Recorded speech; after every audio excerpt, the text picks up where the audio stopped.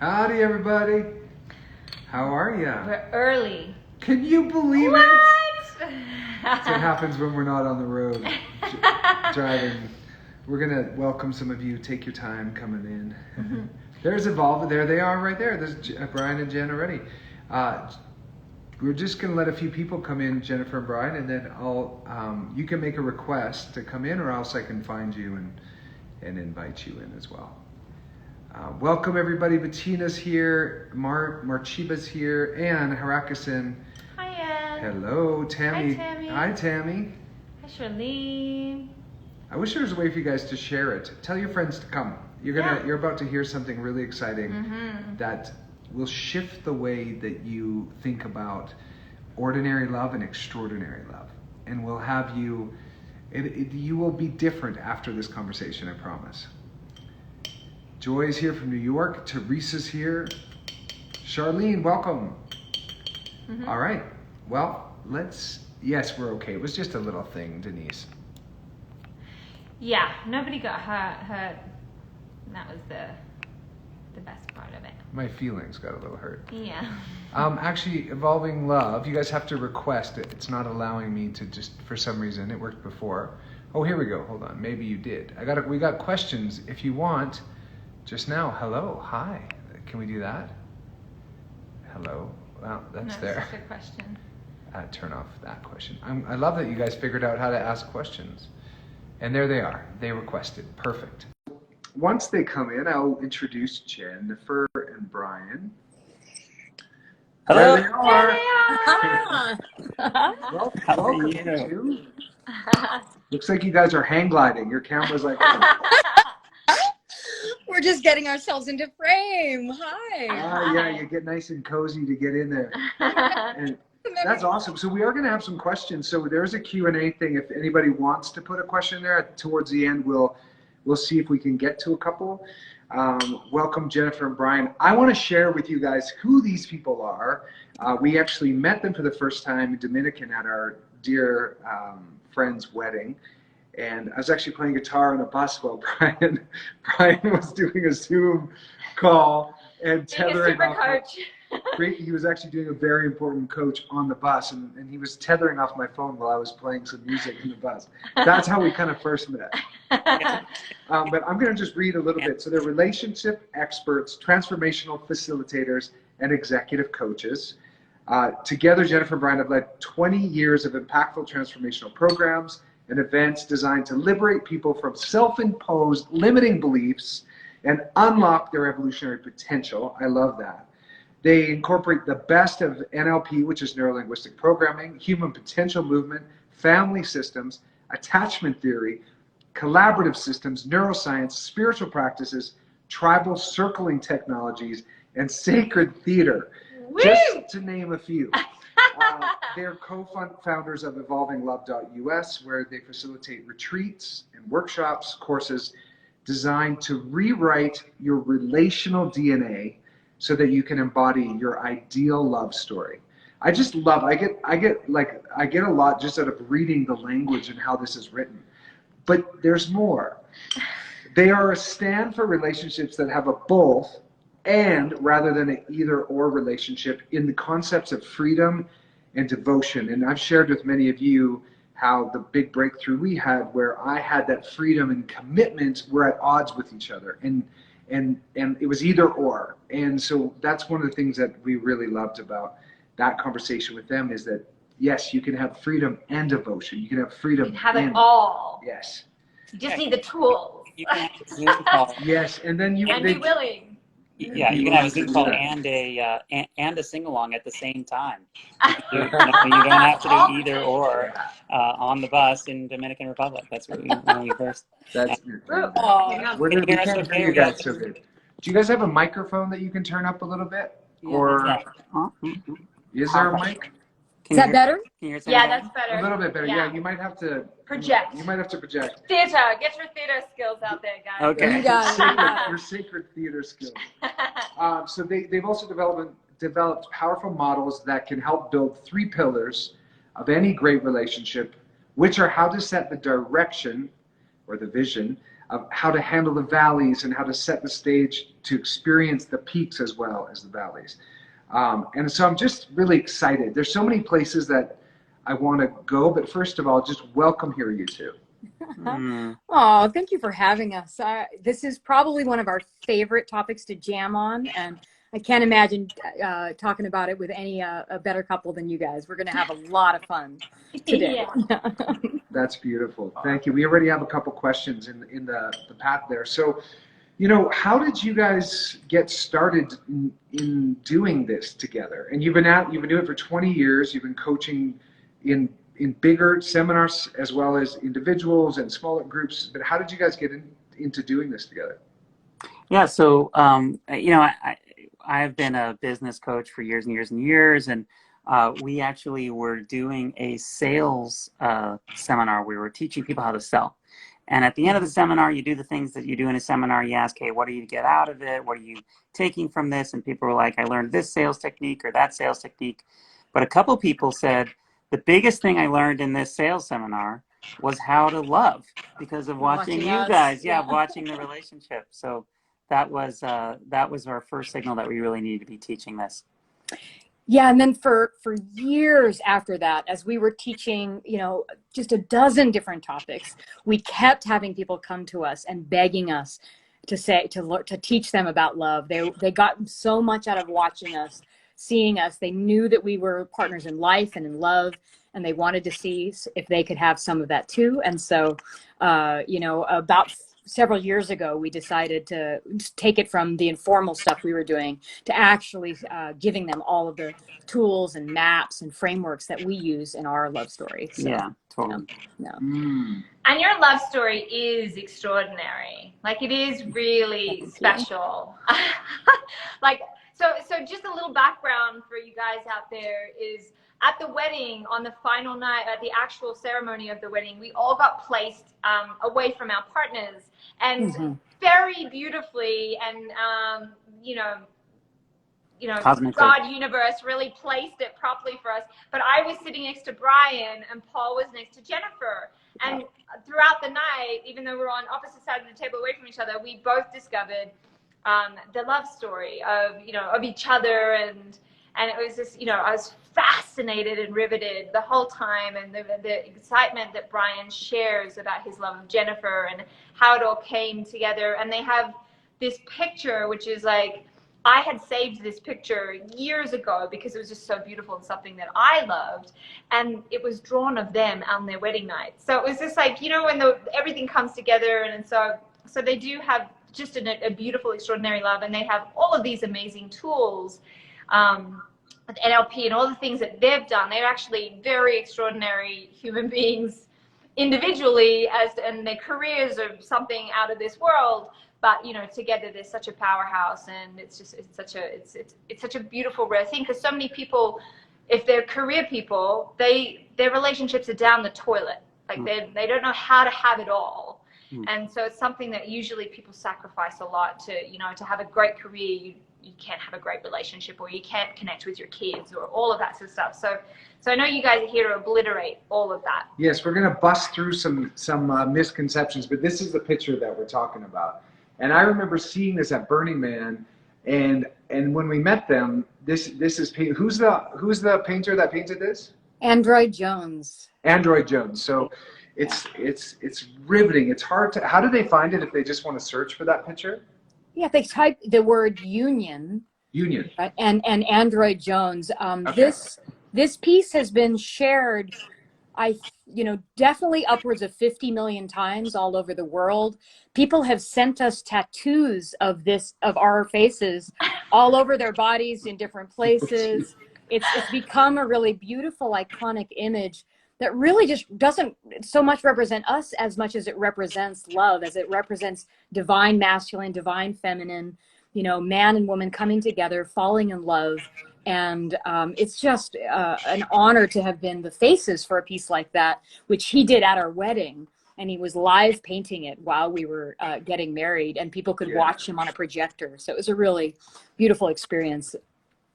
Yeah, I think what's so powerful about that piece is it's obvious that each of the individuals that are pictured are so powerful in themselves. And but that power doesn't erode from the union. It makes it stronger.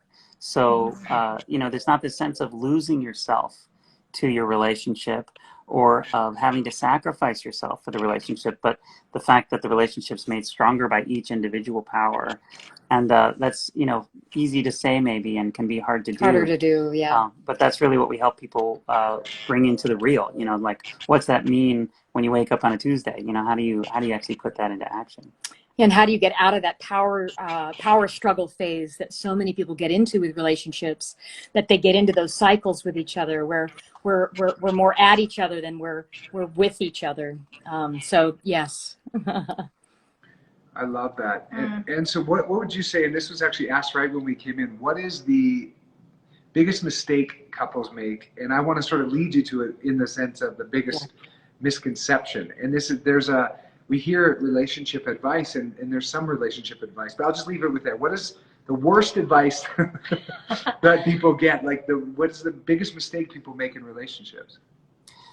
Well, first of all, before answering that, I would say that we want to kind of say there's two types of relationship advice that you can get out there.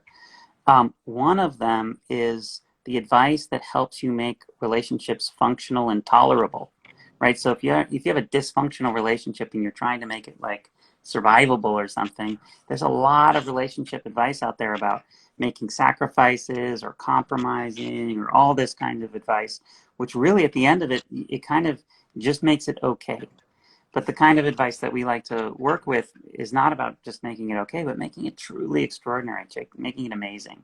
So in terms of like, what is the thing that, what's one of the things that could make a relationship truly extraordinary? I'd say, do you want to talk about commitment and identity? Yeah. So, common ordinary views create a common ordinary relationship. So one of the things we want to do is bust through some of those. So you're asking like, what's that common advice that we commonly receive that is sort of a myth that ends up being really bad advice? And we've got about 10 of these that we like to bust through. So we won't go through all of them tonight, but we might start with this one. I know for me, maybe you guys can relate to this, but before meeting Bryan, I went from one relationship to the next, right? And I stayed in the relationship so long as it felt like it was working for me and I felt compatible and it felt right. And so I would commit so long as, it was healthy and it felt good and we weren't fighting too much and we weren't in too much power struggle. And so I would go from one relationship to the next, exiting when I didn't like it. And that story is really common, is we basically have what I would call a fixed commitment and a flexible, we have a flexible commitment and a fixed identity. Sorry about that. So when our commitment is flexible, we leave as soon as it gets bad. And when our identity is fixed, right, we're not so much willing to evolve and grow and change in the relationship. We more are looking and evaluating our partner to see if they check all the boxes, right? Are they successful enough? Are they smart enough? Are they caring enough? Do they listen enough? And so we have all of this evaluation of our partner while we keep our identity somewhat fixed. And that's a really common story. Even if you don't use that language, we tend to have a fixed identity and a very flexible commitment, which is why we exit. So Bryan and I's advice is really to turn that 180 degrees. Right? So what we believe is what we want is you need something that's stable, right? In order to create forward momentum, you need one point of stability and one point of motion, right? And the point that you want to be stable, rather than it be your identity, you want your commitment to be what's stable, right? That provides the solid foundation for you to build a great relationship, for you to even feel safe enough to actually go through some of the territory you need to go to transcend a lot of these patterns and cycles that we find ourselves in. So you have a stable, fixed commitment, but then your identity Like what you think you're holding precious, the thing that we hold on to till we die, that we're going to hold so firm onto, if we would loosen our grip on our identity and be ultimately just flexible around that, then we have the opportunity to enter a relationship holding a stable place for us to find the safety to develop ourselves. And then in our love story, we're willing to surrender the parts of us that are limited and become the ideal partner that is right for the relationship we're in. I'll sometimes say that the ideal partner for Bryan didn't exist before I met Bryan. Like I got to die into becoming the woman I dreamed of being in this love story when I was willing to not have a fixed commitment, a fixed identity and a flexible commitment, but having it the reverse, having a flexible identity and a fixed commitment. So we want to turn that one on its head. That's one of the most important ones because it really sets the stage, right? You're able to really grow and learn, and your relationship is always fresh, always new, passionate, and growing when you're willing to do that. So someone asked me once, hey, how did you know you deserved to be with Jennifer? You know, she's so extraordinary. How did you know you deserved her when you met her? Aw, that's sweet. Yeah, and I said, well, of course I didn't. I had to become the person. You know, she wasn't the Jennifer that you meet now, and I wasn't the me that I meet, you know, that you meet now. We weren't already ready for the extraordinary relationship we have now. We allowed the relationship we wanted to have together create who we are. And just that determined what kind of me I was going to be. And boy, it's been so surprising and delightful, you know, the discoveries of who I get to be versus deciding I'm already a certain way and then I need to find a partner who can kind of adapt to me and the way that I already am.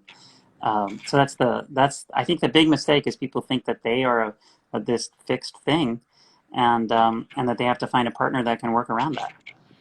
That actually brings up a lot of, you know, I love that because so many people like had this list and then they're not willing to like move on their list. The person has to fit that and then they'll boot them when they're not that. So I know that's a big thing.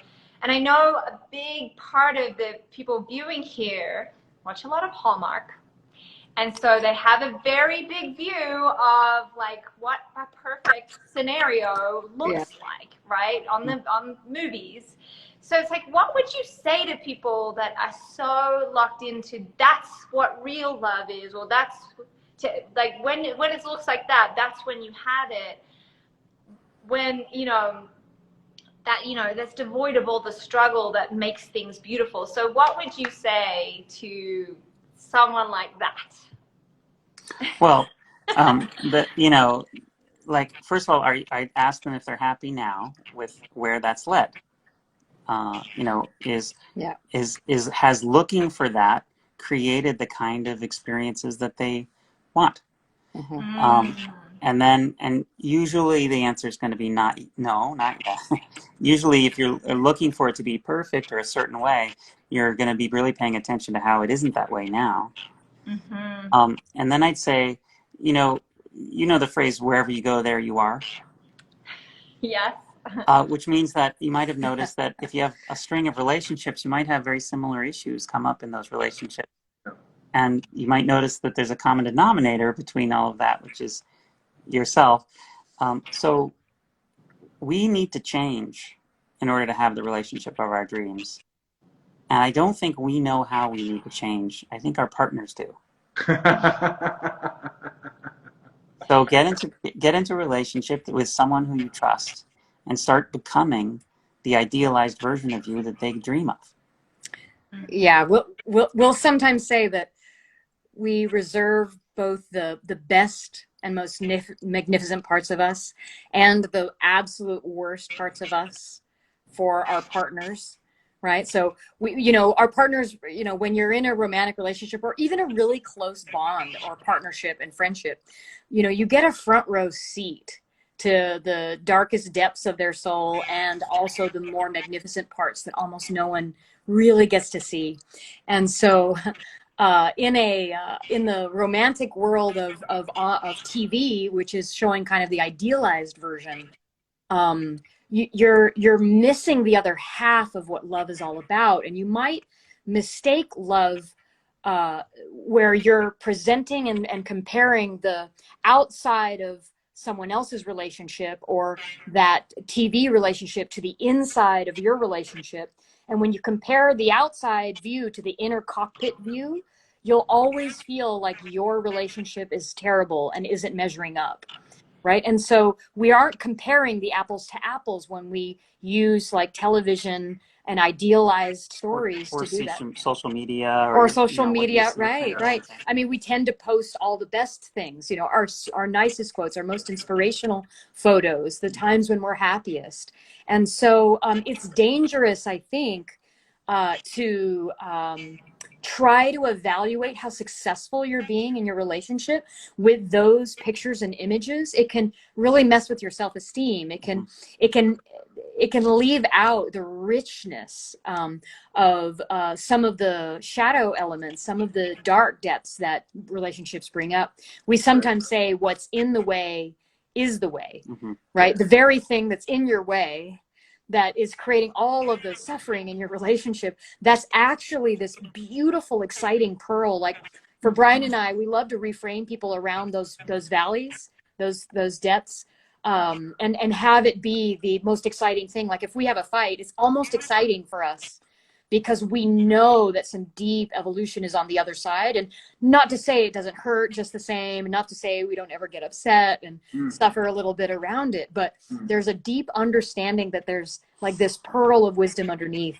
And so we relate to what's in the way as the way to our deepest growth. And that orientation changes a lot for you. I really love that. What's in the way is in acting too. It's when you have an obstacle. And it gives you the hero's journey. It gives you something to overcome, and it's like it's a life worth living and a life worth watching. But if there's a little disagreement that comes up, to think of it as, ooh, there's a door there to discover something about how I'm showing up for her, and then being willing to ask Kate, how am I showing up? And it always explodes us.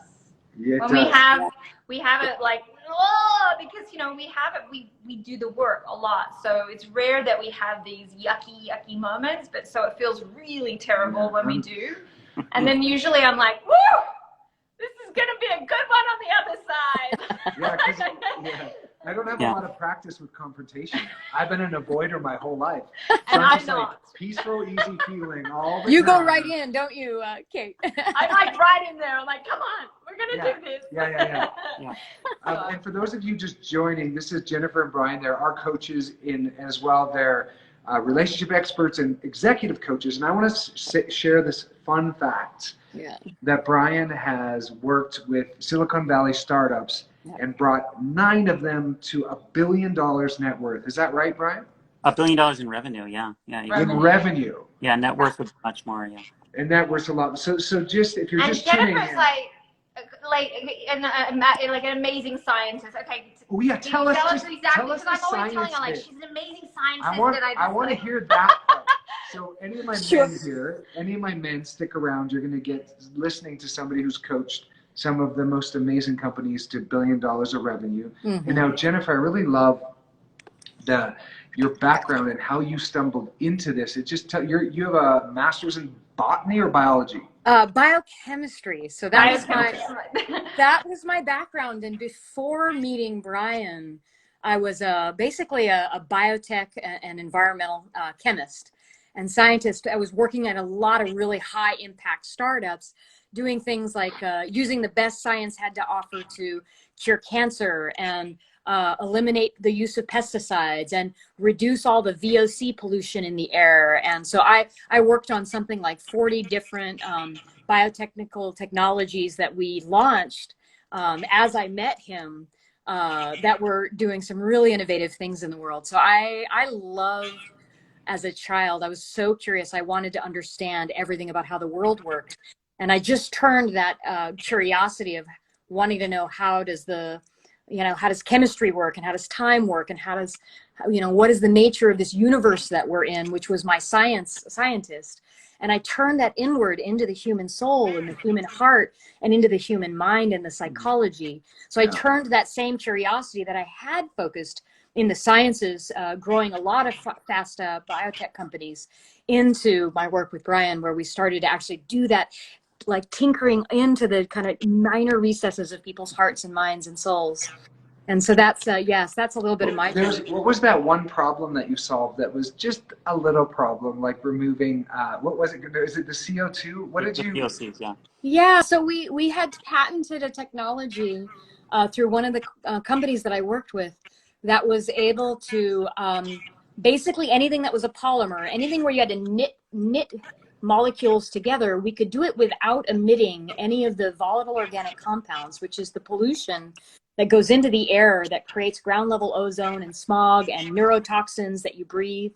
And we were able to eliminate between 90 and 100% of those emissions from 4 different industries with our technology. So that was one of the companies. I love that. Just casually saving the world. Casually saving the world. Yeah. That's no biggie. Now just casually saving the world of like love. Yes, and now you've had over 30,000 paid sessions of people working with you. What does that actually mean? And can you guys crank your volume at all? Oh yeah, we'll get closer. We can get closer. Or We'll have to get it closer. almost sounds like there's something on the is the On the phone microwave. on Microwave. On the microwave. We're hard to hear. Sorry about that. on something? It's not. It's just not like. Just a bit muffled. It's a I tiny don't, muffle. no, this is what we got. So we'll have. Okay. Oh, there, I heard it. We'll I hear talk you now. loud. Look at that. Well, just to make you more comfortable, we'll come in too. You get a real up and close and personal to our pores and. Yeah. So what does that mean? You've worked with 30,000 paid people, 30,000 sessions with people who have worked with you. What does that actually mean? Well, I mean, we counted up all the times that people paid us for coaching sessions, and it's like 31,500 and something. Yeah, and over the years, you know, Bryan and I you know, my love is I do one-on-one work, but I love the group work. And Bryan and I have done transformational programs all over the world on a whole variety of topics. And so sometimes we're in front of fairly large audiences doing transformational work with people. So when you add all of that up, it ends up being that, you know, 30,000 different sessions that we've done. And you've both done TED Talks. We have. Both done all, so and written some people books. Google them, just Google them and find out more about them because we're both. I have so many places I want to go. Well, hang on, they have 10 points that they want to get across. No, we're not going through the 10. We're not going to go to all 10, but we will let you all know how to get to all 10. If you're listening, maybe we can share. We have a free resource. Just That's so what I'm we can saying. If they sign up on your website at evolvinglove.us, there's right there you click and you can get 10. They can get these 10 gifts. Yes, there's 10 gifts right there. I don't think it's worth it to spend this time talking about this 10. I want to hear about the vicious cycle. I want to hear about vision and what it's like creating a vision as one of the pillars for a relationship. So, but if you really want to hear the 10, I'm open to wherever this needs to go. Yeah. What do you think is that? Well, we can. There's a few. We can kind of do a little both and. You know, we're all about the both and. Okay. As we're talking about vision and toxic cycles, you know, some of these 10 are going to sneak their way in. Yeah. Great. So well, we may not do all of them, but when we were deciding to work with you guys, I found a video of Bryan explaining a toxic cycle. And it really stuck with me. It's very simple, but it's choosing to do the things that are bad for you, even though you know they're bad for you, and the things that are bad for you actually start to feel good. Like smoking. Yeah, or when you enjoy smoking. And you actually enjoy it. And you're you know that it's toxic for you. That's a great indication of it. Yeah, so can you just share a little more on that? Because that was really liberating to me. People choose relationships that they make them feel bad, but they keep choosing them. And it's like a toxic, vicious, but then you have an answer. There's another. And I want to wrap it in because I know a lot of people deal with this that would be on this call is maybe they feel like they're the only one contributing to the relationship, that maybe their partner isn't showing up in the way that they would want them to, and they don't know how to break through to that. And then, or that they're in a relationship that they just don't know how to leave because they're in habituation of it, but it's really making them unhappy. So if we can wind all of this into toxicity, that would be great. Because I know this is something people. There's a lot there. Yeah, there's a lot. Be speaking into. Yeah. So first of all, it's pretty good to acknowledge that your willpower sucks and isn't very isn't actually going to help you very much in life. So if anything that you are relying on willpower in order to steer your life, you're probably going to be disappointed. Some people say it's a finite resource. You have a certain amount of willpower to exert in any day. So anything that's having to rely on that kind of push to make something happen, where you're having to kind of push yourself to do it using your force of will, as they say, you know, that will run out. Cool experiment where people were offered cookies as they approached a room, and if you offered them cookies a few times, then when they got to the room, they ate all the cookies in the room. They couldn't say no anymore. But if you didn't offer them any cookies, they could say no once they got there, because there was a limited amount of willpower which they consumed, and then it was gone. So that's why you're not going to do things that feel bad repeatedly. You're going to do things that feel good. And when you get into a toxic cycle is when things that are bad for you feel good. Like when you are addicted to smoking and you're feeling stressed and you need a smoke break and you need a decharge and you're having that smoke break, you get the hit of the nicotine, it feels good, and the break feels good even though the activity's bad for you. And you're going to keep doing that as long as it feels good. So that's the toxic cycle. And like you said, in relationships, I'd say most of the toxic cycles in relationships is actually when not showing up for your partner feels good. Because let's say you feel a little bit of resentment, and so you're kind of getting back at them, so you're withdrawing a little bit or giving a little cold shoulder, and it feels good to kind of reclaim a little bit of that space.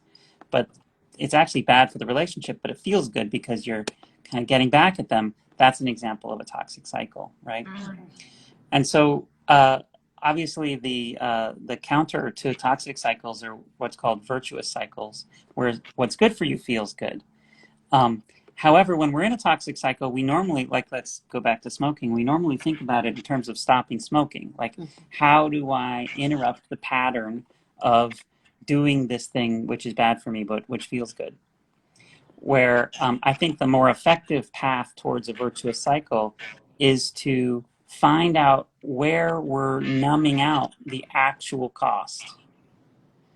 How can we feel more of everything, so that you can feel how bad it is, how bad it is for your body. How can you feel how bad your body feels afterwards? How can you feel how bad the lack of sleep feels? How can you feel all of that? And just really let that in and allow yourself to make the choice of what feels good when you take everything into consideration. One of the great gifts and curses of our minds is that we can compartmentalize. We can focus on some things and ignore other things.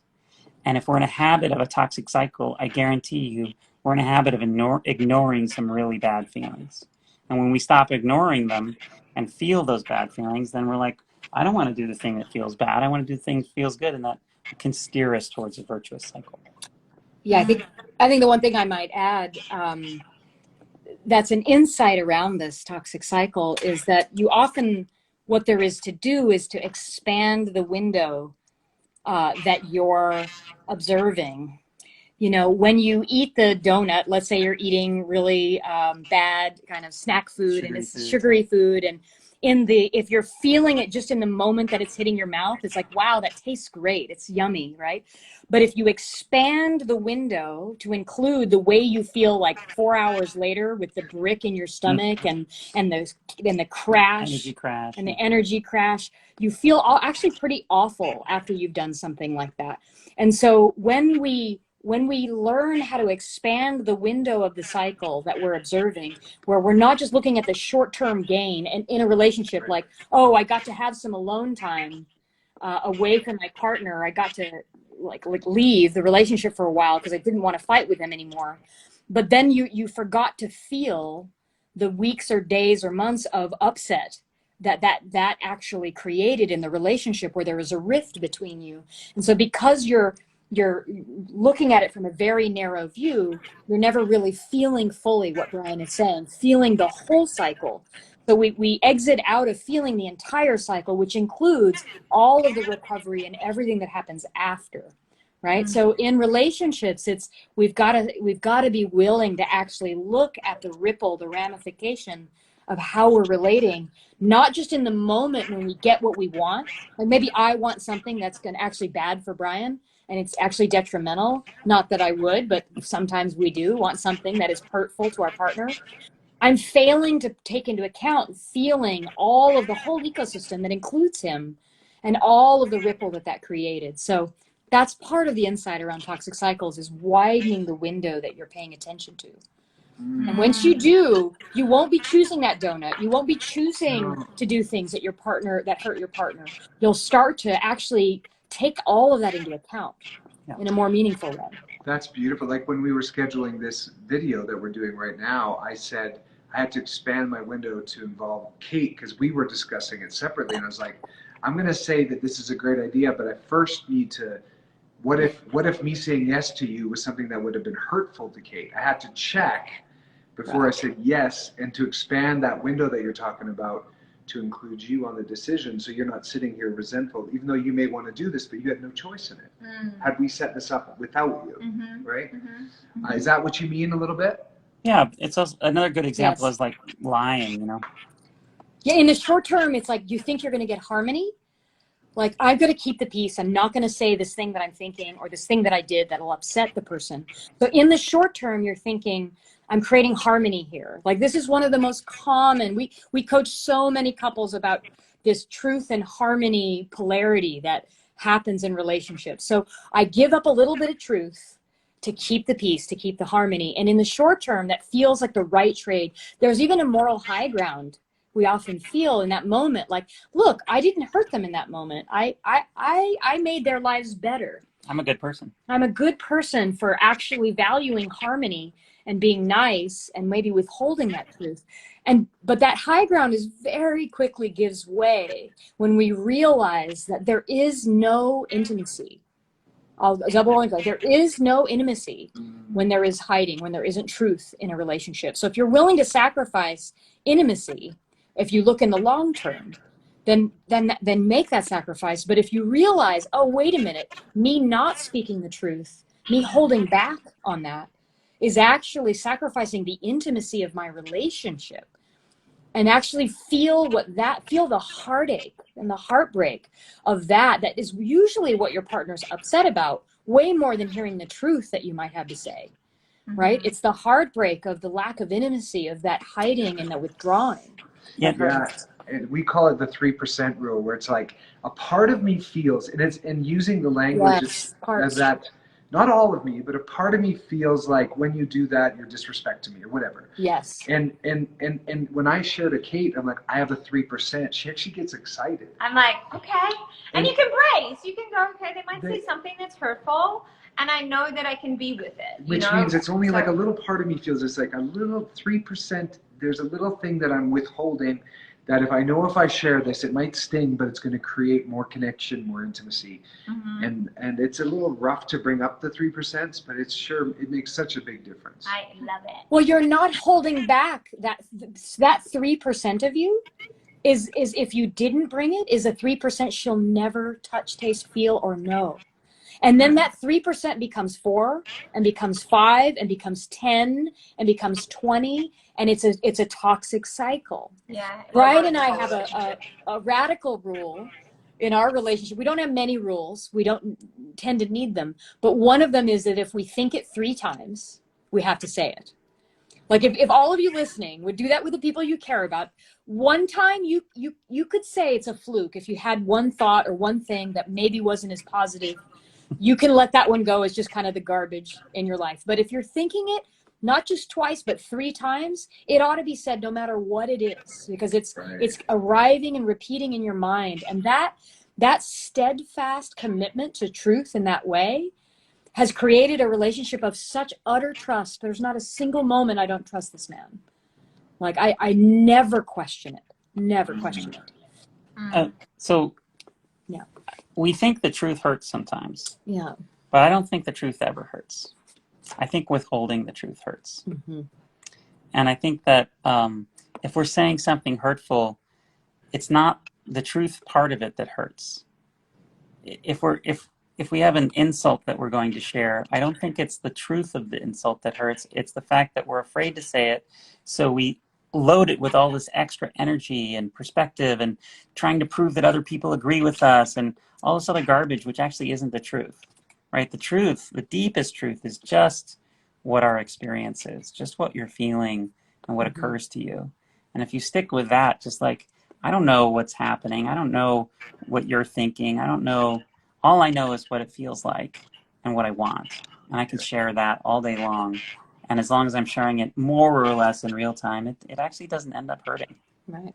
It's just withholding it that does, and protecting it and trying to fight for it and prove it by all these other means. And like, you're a bad person because you didn't do this, instead of me just saying, ouch, I'm hurt. You know, it's not a truth that you're the bad person. What's true is that I feel pain right now.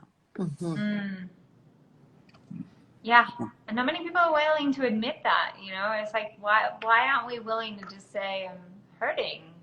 It's vulnerable. You know, like, So vulnerable. Yeah. It's a willingness in that moment to open the kimono and be completely exposed in that you're hurting. It's easier to use our defense mechanisms. That's what they call them, right? It's like literally the armor, and we all have our favorite ones. There are many identified. We teach like 7 different defense mechanisms and patterns that we tend to use. But we tend to armor as our way of protecting ourselves because fundamentally we're questioning, are we loved and lovable? And when we question that, almost every fear, almost anything in between a relationship is us questioning, are we loved and are we lovable? And if we question that and don't know the answer fully in our bodies, we react out of our defense mechanisms. We react with those toxic cycles that you were talking about, Paul. I love that. I love it. Well, before we go to questions, I want just you to touch on vision. I know you have a course coming up. You have a course coming up in July 10th.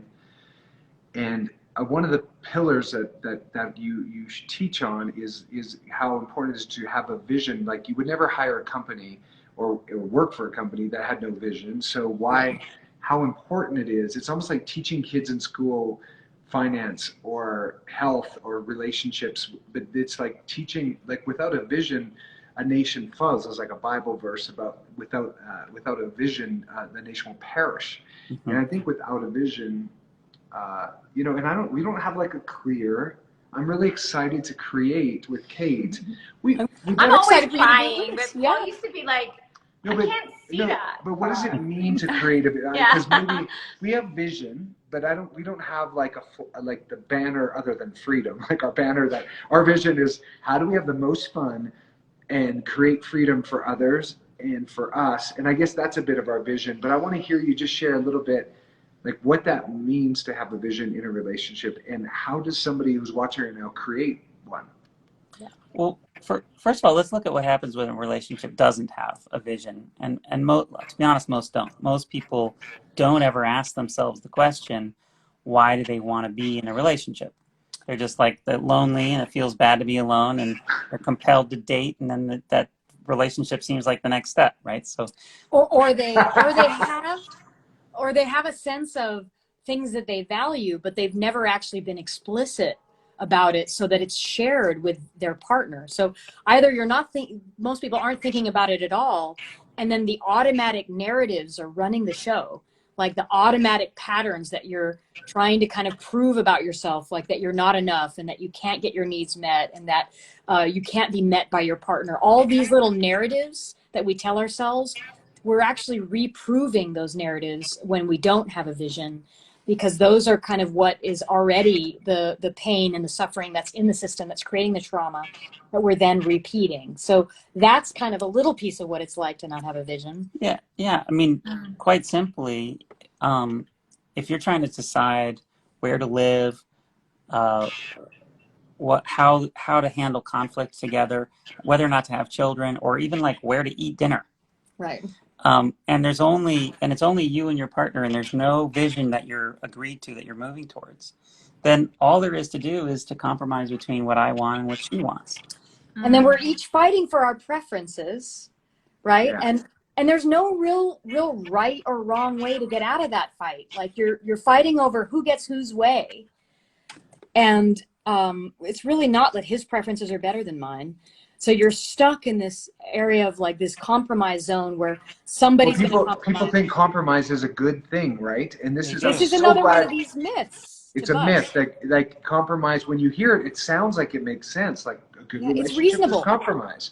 But you're saying that a vision is almost the remedy for that. It is the remedy for that fight. You'll never have that fight again if you'll do this process that we do in our course, or create a vision for yourselves. Well, let's, I mean, you know, the joke about compromise is that if you want red and I want blue, we'll compromise and have purple, which is a color neither of us like. You know, that's what kind of the, I love that. and if you're going to like, how do you compromise about having kids? I want to have kids now. I don't want to have kids.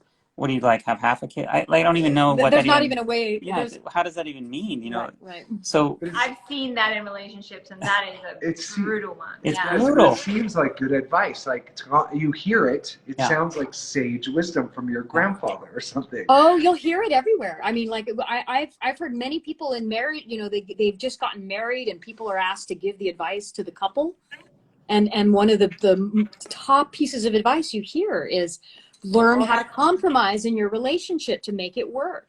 Right? So you would say never compromise, create a vision. But how does someone create a vision? Do they have to take your course on July 10th? Or could you share? Well, that's one way. That is one way to do it, which of Is course we would be honored to have any of you. We have a really unique process and a bunch of relational skills. So what we say, we'll raise your RQ, your relational quotient in our course. But either way, you want to have a vision that's shared between the two of you, because what happens is, instead of having two poles, right? There's Bryan's pole and my pole, and there's two poles in the relationship, where that can lead to the deadlock and the power struggle and all of the toxic cycles. Because with two poles, there's no way out of that struggle. What we recommend is like three poles, like holding up the tent. You've got this third pole, and this third pole is your relationship vision. And when you share it, and it's something you both collaborate on and you co-create it, it becomes something that helps you make the decision around, do we go in, do we stay out, what do we have for dinner? Well, what would be in service to this third pole? So it's not about who's getting whose way. Bryan and I never have that fight ever. Like in 13 years, I can't remember a time when we've had it, because of this relationship vision. And it's like the source of like at least 50% of the fights.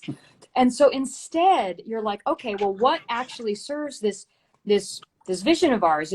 Would we get more if we stayed in and relaxed and recuperated, or more if we went out and were with our friends? Well, it depends on what your vision is. Yeah. And it usually becomes clear we're no longer fighting each other on opposite sides. It's two of us looking at what our decision is, trying to together determine what's in alignment with who we want to be. And that is one of the many powerful aspects of having a shared relationship vision that takes your love life off of automatic and gives you something that's explicit and consciously created.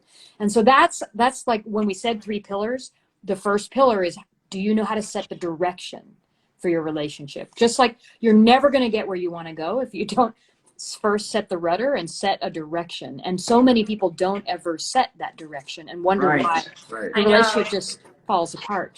That's why we're so huge on declarations with our program. It's like the first thing. It's like, and then what you know, what are you creating? And so many people, you know, like they want to just fix the minutiae of their issues, right? And I was like, okay, yes, you can have that, but then like look at the horizon.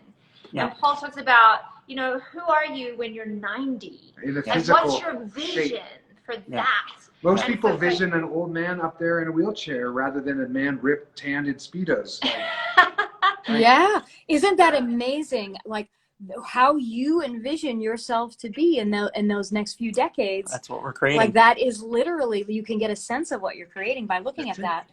And so why wouldn't we apply that to love? It's so rarely applied to love is what we have found. It is. You're right. Our sessions.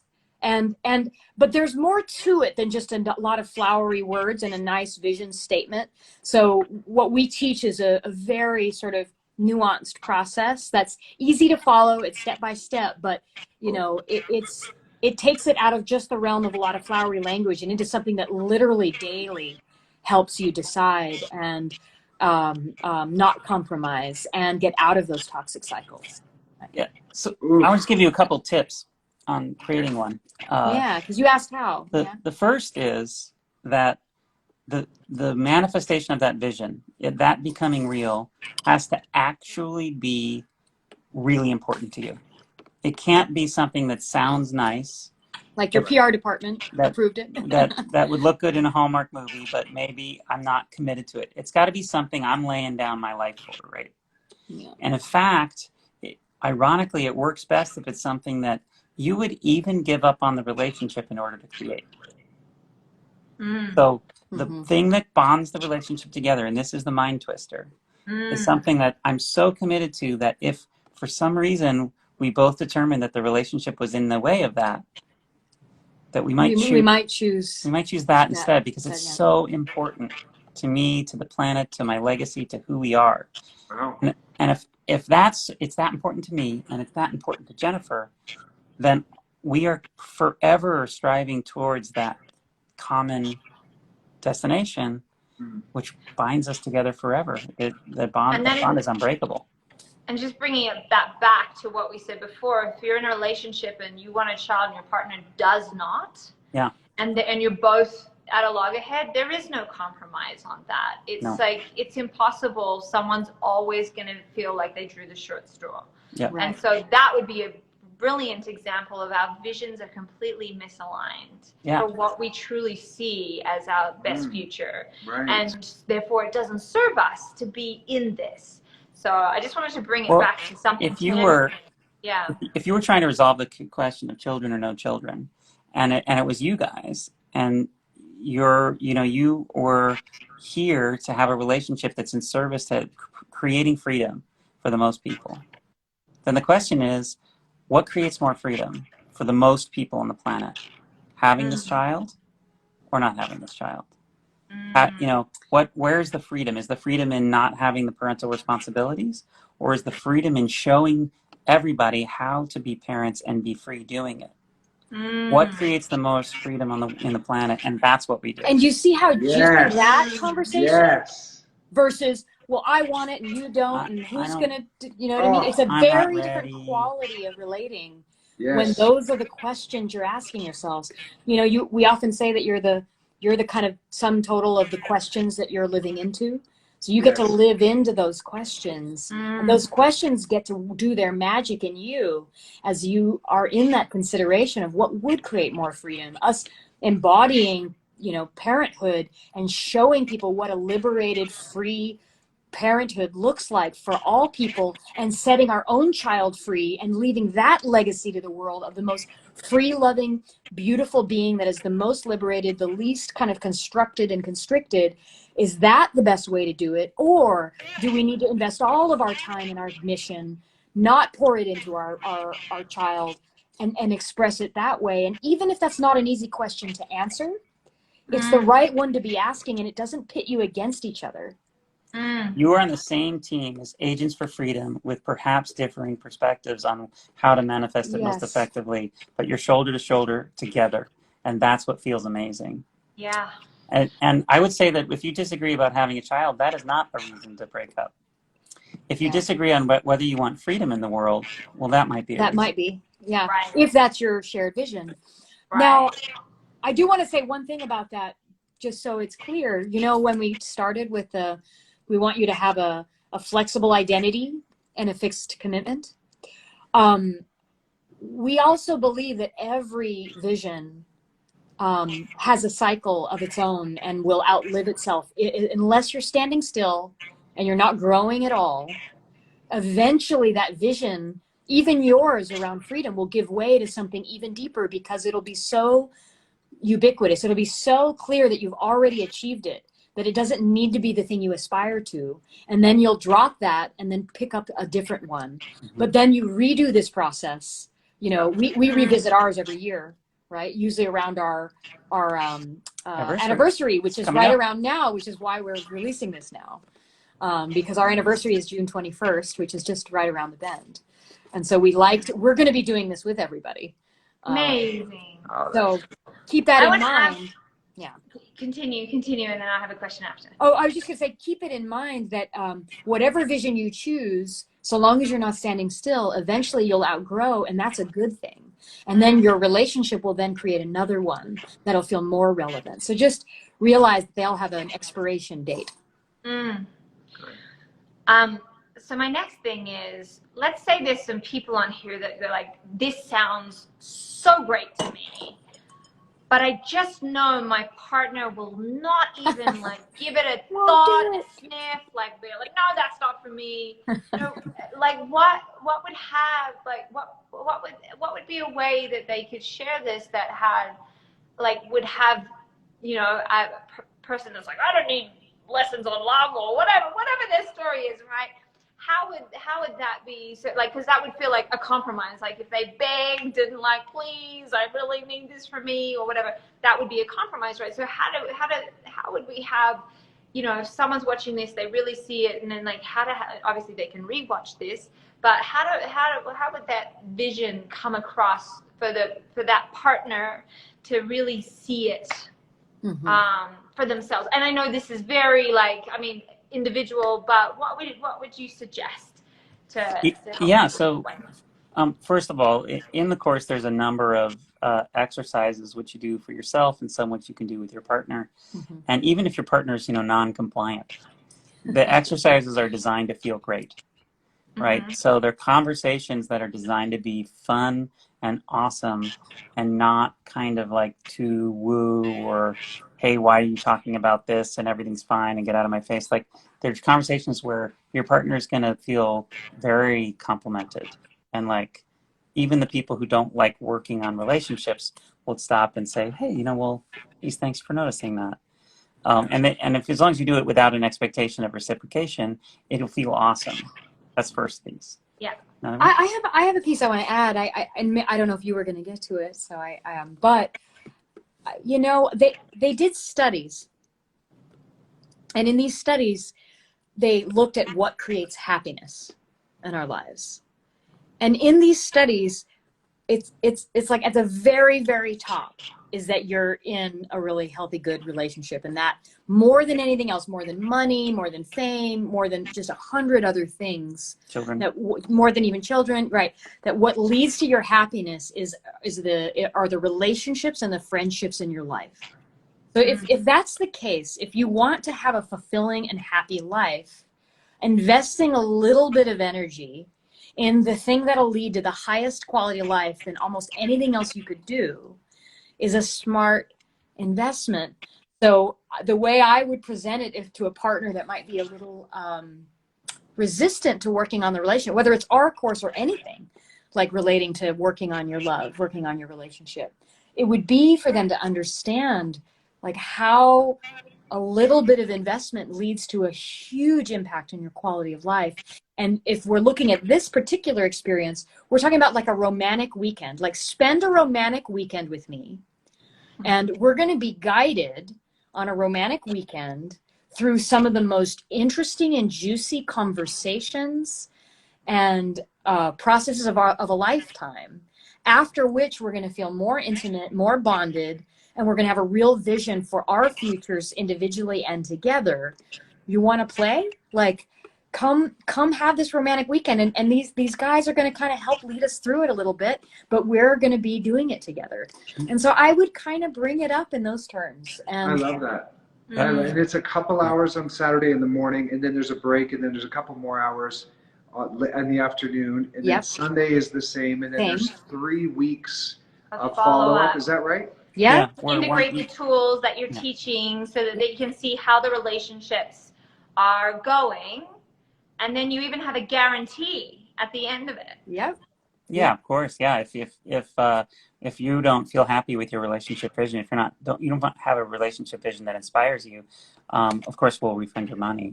We'll probably talk to you about it first. Yeah, and I've even been I even put it out there that I'd be willing to do a one-on-one with anyone that felt like they didn't quite get it from the course. So I'll just work with you until you do. Make sure you get it. Yeah. Yeah, just to make sure you get it. We care more that you get it than than, you know, Yeah. anything else. Like, it only matters to us that our work is only achieving what we're here dharmically to do in the world. Sure. Actually put it into practice. So Yeah. you guys are really committed to that, like no one else I know. So we have that same feeling of like no one left behind.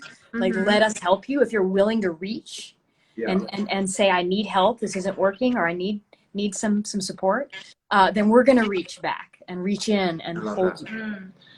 Yeah, you can, you know, also you can ask, hey, what do you like? Jennifer and I had this conversation early on. What's your ideal date look like?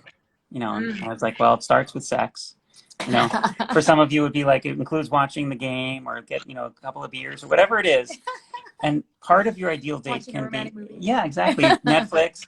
And you can say, well, Hallmark. great. Yeah, Hallmark Hallmark movie. Describe Paul Green. Paul He's Green really Marathon. Paul Green Marathon is part of it, for sure. Yeah. And then also one part of the ideal date for me, you could say, is talking about our relationship and really having a fun conversation about a relationship, not a hard one, not a heavy one, but a fun one, a juicy one. So let's do that. Let's have a weekend where we watch the whole, you know, Hallmark movies, and we have sex in the morning, and we just have all this great fun stuff, and we'll do this course that same weekend, have these great conversations about our relationship, and let's just devote the weekend to it and see how much fun we can have. That's how I would probably pitch it. I love that. That's beautiful. I have one more. So for people out here that are not in relationship but really looking for their love, is this a course for them as well, or no? I would say not this one. Okay. For if you're really, really looking for love and you haven't found your partner, there are definitely ways that we'd love to help you and work with you. You should go sign up for our list at Evolving Love.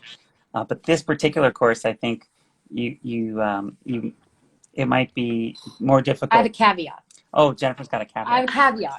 She disagrees. I can see her head turning there. Yeah.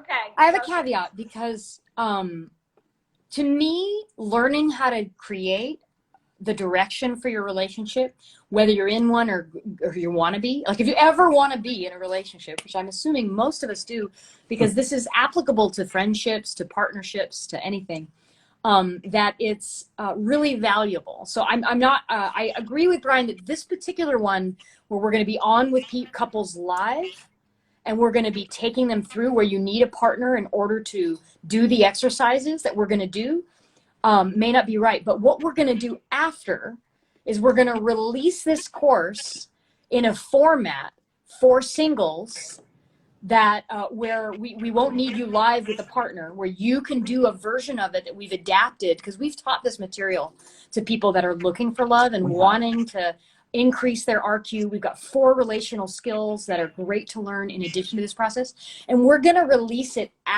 right after. And that one is right for you. So if we know about you or you care about it, find us and we'll make sure that you can get that one. And that one will be released at probably in like August or something like that. 2 months. Well, that's cool. At evolvinglove.us, they can sign up for the newsletter too, right? To stay in touch with you. For sure. But just before we go, what is your vision? I do. We're going to go questions for a second. And I've turned off the comments because I was being distracted and the comments were going, and I imagine you can go so much deeper when we're not reading 50 comments. So anybody who's here, I thank you for staying. And we'll turn the comments on in just a moment, but I just want to hear simply, what's your vision for your relationship? Yeah. What's that? Tell me. Yeah. Yes. Well, we'll both. You say part, I'll say part. Yeah. So, why don't you say yours first, because you're talking about where we're coming from, and I'll talk about the next. All right. Great. So, I feel like Bryan and I are here on the planet to heal the divide, right? And you know, whether it's between the masculine and the feminine, or the left and the right, or the rich or the poor, or the black lives or the blue lives, that there are all of these divisions. We have these divisions inside of us, yeah? And we replicate those divisions, and we recreate that, and we argue and have conflict with each other, and then we replicate that further, and we have war on the planet. And I believe that we cannot live in a world without war until we heal the war between the sexes. And so one of our big relationship visions is that we want to bring like peace, harmony, and balance into that equation, you know, truth and harmony, freedom and devotion, passion and partnership, right? We want to bring these ideas so that they're not at war inside of our relationships, feeling like they're in opposition. And that's really what, I mean, I have a bunch of projects, and all of my projects, every one of them is about healing those polarizations, healing that war that's dividing us, and having us feel more united, more integrated, more whole as a result. So that's, to me, like part of what our vision is about and why this course is out there. Like, this course is a real remedy for a lot of that. Yeah, so when we're trying to decide, you know, do we do this project together or not? Do we do this one separate? Do you work on that, or do I work on this? Do we take the week off and just hang out? Do we go to Dumb Rep and go to this wedding? Do we jump on Instagram Live with, you know, Katie and Paul? The way we answer that question is, where's the most peace, harmony, and balance for the most people? And how do we use our love story as a beacon for that? Mm-hmm. And of course that means that it has to be here, because if there's no peace here, then we can't give you any. Right. You know, but we're kind of good, so we're just here to help you guys. Beautiful. Love that. I feel really dharmically connected to it. I feel like I am, just one last little thing about it, which is that, and I felt this from a young age, I feel both like unapologetically feminine, sensual, like soft, creative, intuitive. And I get that from my mother, who really infused so much of that in me. And I'm also unapologetically masculine. I'm a force of nature. You know, I run companies, I create projects, I get more done by accident than most people do on purpose, right? And so, you know, I'm a builder and a creator and a manifester. And so I am both all the way feminine and all the way masculine. And I feel the full range of those in how I relate to men and women in my life. And I want to teach people in that healing of that divide to embrace the parts of each of those energies that they've marginalized. Because once you do, there's so much potency that's available to you from both of those energies. And so I feel like I've been able to really uniquely harmonize those in my own being. And so passing that, any little pieces of wisdom that I've gained around traversing that journey down feels like a dharmic path for me. I don't know if you can see that picture behind us above the bed there. It might be too small. Yeah, with a woman, but it's a woman with A wolf? this ferocious cat leaping from her heart, roaring. And the woman is so serene and feminine with a little hummingbird. And that feels to me like Jennifer and her mission, her manifestation. Kate and Jennifer have a lot of similarities. Yes, I feel sisterhood with you on this one. Yeah, for sure. Well, I just opened up the comments again. Now, I'm not sure, like, we're at an hour, so I don't want to go too deep into questions, but I just want to acknowledge everybody. Thanks, Timmy, for being here. If somebody has, can you guys see those questions too? Obviously. Yeah, we can see the questions. He can't have my glasses on, so he'll have to read for us. Okay, yeah. Hi. So if anyone has any direct questions you want to ask Jennifer and Bryan, there's something maybe like they're bubbling in your relationship, anything like that. Yes, and we're gonna. Kate already asked my question. Okay, great. And we're gonna keep this about 5 minutes because I want to wrap this up in about 5. And we'll keep our kisses to ourselves for now. But thanks for asking. What did they ask? Okay, Can you give a kiss?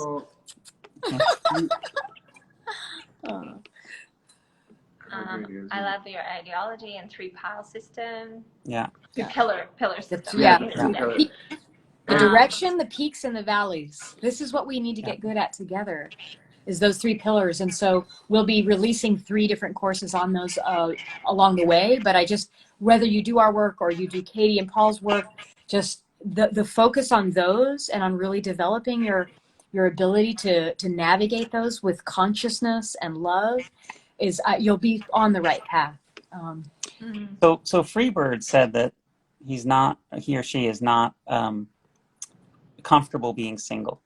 And so I just wanted to speak to that. So If Yeah. I'm not comfortable being single and I enter a relationship thinking that the relationship is going to fill the hole that my lack of comfort with being single has created, I'm ultimately going to be disappointed, and I'm probably going to get resentful to my partner because they're not filling that gap inside that I thought was being created by not having a partner, but might be more about not being comfortable with myself.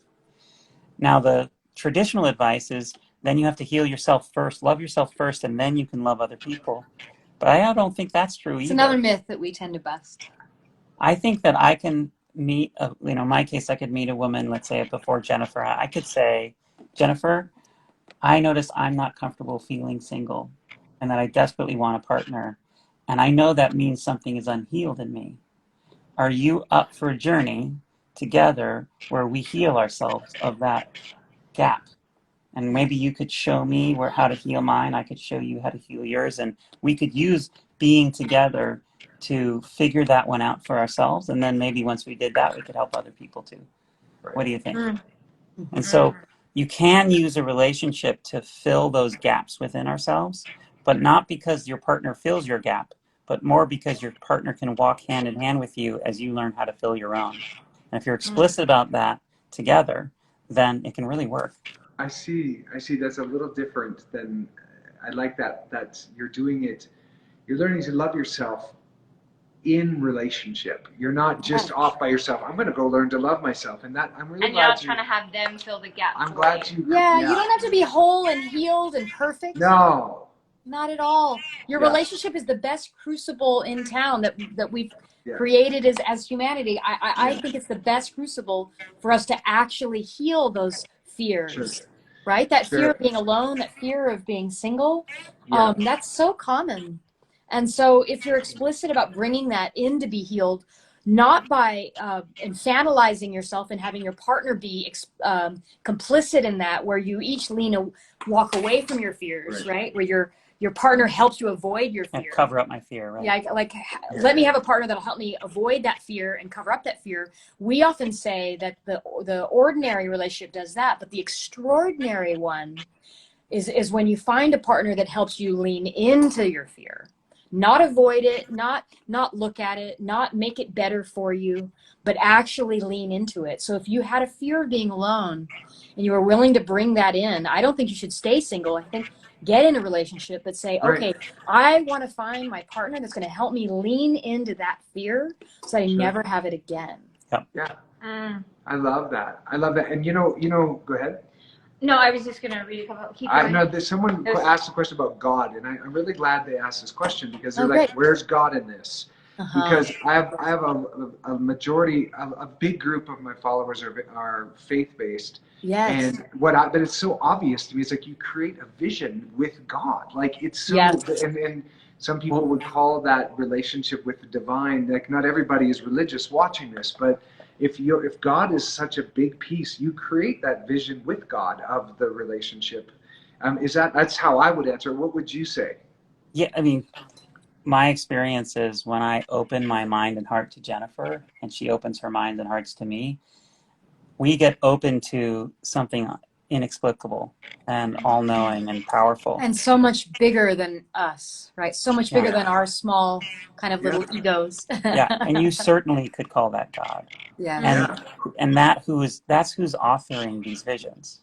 Yes. Not me or Jennifer. It's not the little you. It's not the little mini you. It's the much larger you that is connected to all that is, to that God force, whatever you want to call that, your soul, your essence, the spirit.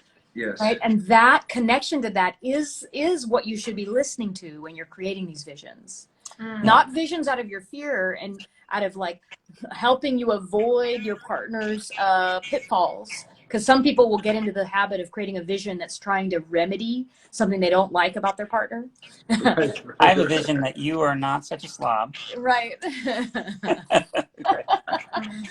And that's not the kind of vision we're talking about. We're talking about the one that I feel like maybe they're asking, which is the ones that are connected to God, connected to that great thing that is bigger than we are. Yeah. That's right. I wanted to answer. Lisa was asking. It's online. Yeah, Lisa, it's online because she was asking if you were coming to Australia. It is online, yeah. Lisa. So We have been you to can do Australia, it all online.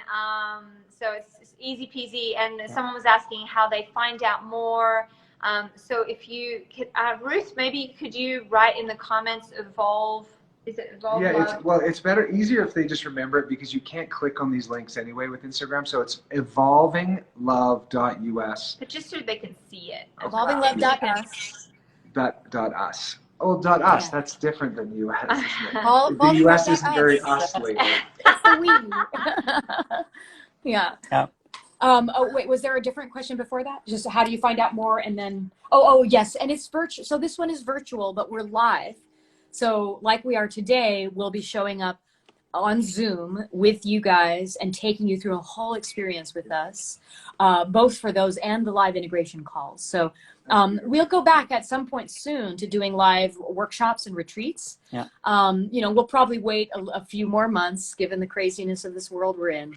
But so stay tuned for those too. Those have been really epic. We choose beautiful locations and take people to destination places. And But it will not be this cheap, guys. So no, it won't. This Get is in. the time to this is learn more how to accessible. create. So if you want something accessible, this is a really great way to be exposed to some of this. I love that. I've been reading the comments. There's a lot of men that have stuck around. So Yeah. we must be doing Good. something right. Yeah. We kept the men in the conversation. We love the about man. love. Yeah. So let's quit while we're ahead.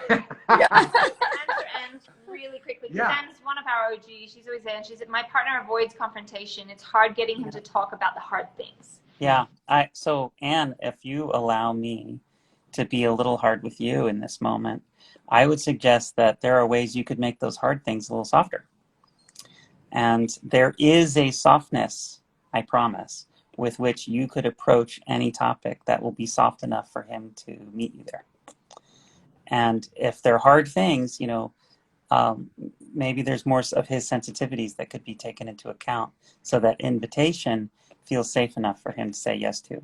You probably have a thicker skin or a higher tolerance than he does. Mm-hmm. And so the conversation has to be designed to be suitable for his environment, for what he can tolerate.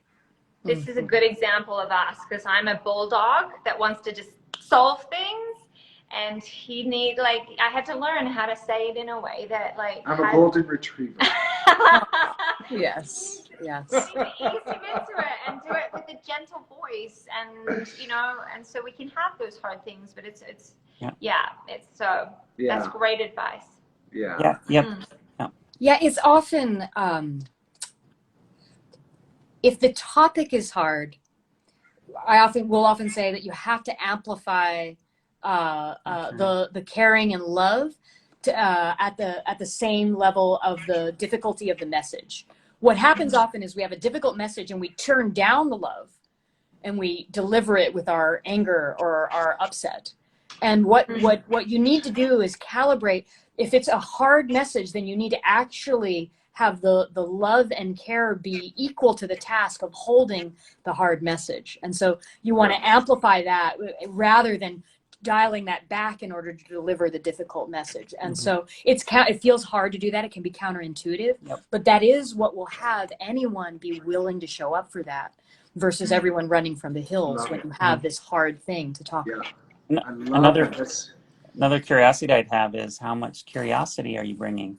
Like, if it's a hard conversation.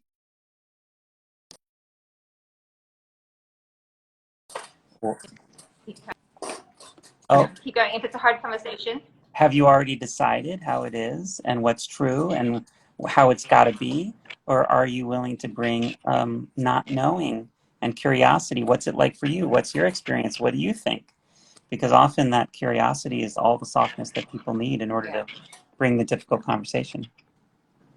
You can still hear us. I think we may be breaking up. No. Oh, good. One more question. Paul has asked it several times, so I just want to get. Paul's like, we're gonna wrap it up, and I'm like, no, it's okay. We'll finish. Last one. Paul has asked.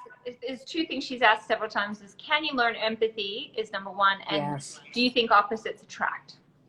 Oh yes. Or was that what it was, Paula? Something like that. Yeah. Did we get it? Yeah, those are the two. Yeah. So can you learn empathy is the first one. All right. Well, we'll do the opposites attract first because that's super. Okay. So yeah, we love this one. we believe that opposite values do attract.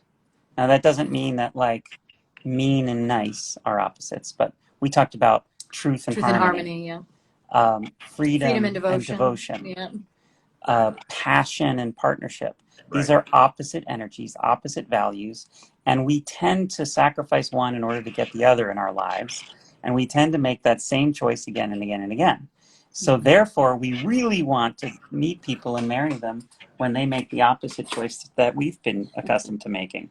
You know, it's part of what had us fall in love with them to begin with. Like, you know, Bryan brought more harmony and I brought more truth. And I was just in awe of his ability to bring such empathy and softness and kindness. And I was more the bulldog bringing truth and, you know, being honest and being real. And I had such admiration for him. So I knew that I needed to cross train. Like, why I was so drawn to him was because he had these values, these qualities that I actually admired, but weren't as developed in expressing. And so this idea of opposites attract, it's more like there are value sets that we admire from that we've been compromising on again and again, that have us actually want to learn to not make that compromise anymore. And our partners usually can help us unwind that.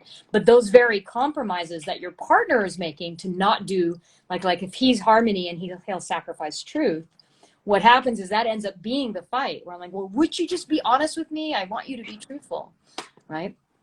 So we have to learn how to actually look at and realize that our partners are there to help us cross-train the very things that we need to go to the relational gym to develop. And that's the opportunity in relationship, is to do that. It sounds to me like opposites attract if you're willing to do the work, because like Kate and I are totally opposite, and it seems like you guys are. So it's like the answer is yes, if you're willing to go to look at the thing that's in the way and make it the way. Yeah. And well, they create polarity. To be your teacher. Yeah. They create polarity, right? So either way, there's polarity, meaning like there's fire in the relationship. That fire can show up as conflict, or it can show up as a lot of fast evolution and growth. The energy is in the polarity, in the differences. That's what draws us to one another. So whether you turn that into the biggest fights you have, or you turn it into the biggest growth, that is all about, I mean, that's what we teach people how to do, is alchemize those differences, right? So it's important. I get excited when Bryan and I are different about something. I'm like, oh, great, I have a whole nother arena, a whole nother dimension of experience. Perspective, yeah. I'm going to get to learn from. Grow from. Yeah. Yes. So that's the orientation I recommend around the opposites. Yeah. And then just real quick, your second question, or it was actually your first question because we did it in reverse order, but can empathy be learned? Oh, empathy, yes. So I'm going to be controversial. I'm going to say no, empathy cannot be learned because it is the natural state for everyone. And anyone who's not exhibiting empathy is not feeling safe. Yeah. And some of us, because of our traumas, because of the way we've been hurt in the past, because of the way we've learned how to love from our families of origins, some of us are perpetually not feeling safe enough to think about or feel other people. Wow. But the minute we are, the very moment that we feel safe enough, empathy just comes pouring out. And that I've experienced that even with people who have so-called personality disorders or, you know, really have challenges. As soon as they're feeling safe and they're not having to grip and defend their identities, their egos, their safety, their protections, their armoring, as soon as that relaxes, we return to our natural state, which is empathy. So it doesn't need to be learned because it's already there underneath. It seems like it just needs to be remembered. It's a remembering. Wow. Yeah, what a beautiful point to end on. Oh, that was boom! Yeah. I like that one. So much more of this coming in the, you know, if you guys want to learn more, go to their website, evolvinglove.us. and then they can click right there to get what is the 10 thing on there? Yeah, there's 10 breakthroughs to go from an ordinary to an extraordinary relationship. We talked about a couple today, which is We talked about having a third pole instead of just two poles. We talked about having a flexible identity and a fixed commitment. We talked about evolving yourself versus evaluating your partner. We talked about a few of these, but we have 10. Not compromising. Not compromising, exactly. So all of those are in there, and they're a really good free roadmap to begin the process of being on the right track for busting these myths that are creating common, ordinary relationships and actually setting the stage for having an extraordinary one. So you can get that for free from us. If people don't want to wait and have those come in, do you still have the $100 off thing going if they want to join? Okay, so you could wait and get those 10 things, or you could just join now, and there's a $100 offer until when are you guys doing that? Midnight tonight. Okay. It is a quick one. And, you know, we had set it for the 16th. So we want to reward the early birds, the ones that jump right in. When you're filling out your forms, tell them that Paul and Kate sent you, so that we'll know that it's coming through. I think that would be really cool. We love knowing. We love knowing. Tell us. Anything else? No. I was going to say we'd love to see you all there with us. Yes. Yes. So fun to talk with you guys. We love you so much. Yeah, I love jamming on this topic with you anytime. And I hope there's at least one or two little nuggets, little psychoactive seeds that if you take one thing away from today, you just let it kind of take root in your mind and your heart. I hope that you let that happen and have your heart open more to love. Thank you both. You guys have such an inspiring relationship. And I love the way that you give to your community. So we were happy to get on with you guys and jam.